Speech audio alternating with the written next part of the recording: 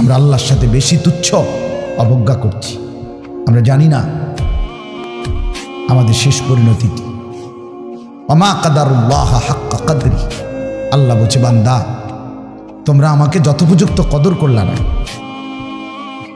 ওয়াসসামাওয়াতু মাতবিয়াতুন বিয়ামিনি, আল্লাহ বলে জানো বান্দা আমি সেই আল্লাহ যে চাইলে এক সেকেন্ডে এই 7 আসমান একটা পলকের মধ্যে মিনিটের ভিতরে গুটাইয়া আমি আমার কুদরতি হাতে নিয়ে আসতে পারি।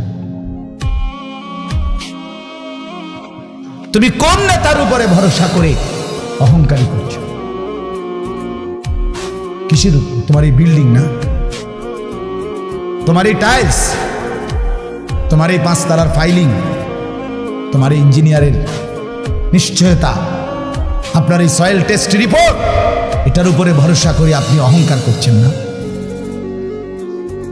স্বামী বিদেশ, এ কারণে মা বোন বাজারে ঘুরছেন না? বাস্তবাদের ছেলেরা তোমাদের বাবা কিছু টাকা রোজগার করছে, এই কারণে জিন্দিগি এভাবে ফেলে দিলা। এক ওয়াক্ত নামাজ পড়তে মন চায় না, তাহলে আল্লাহ লাগবে না বন্ধু? না মালিক লাগবে না?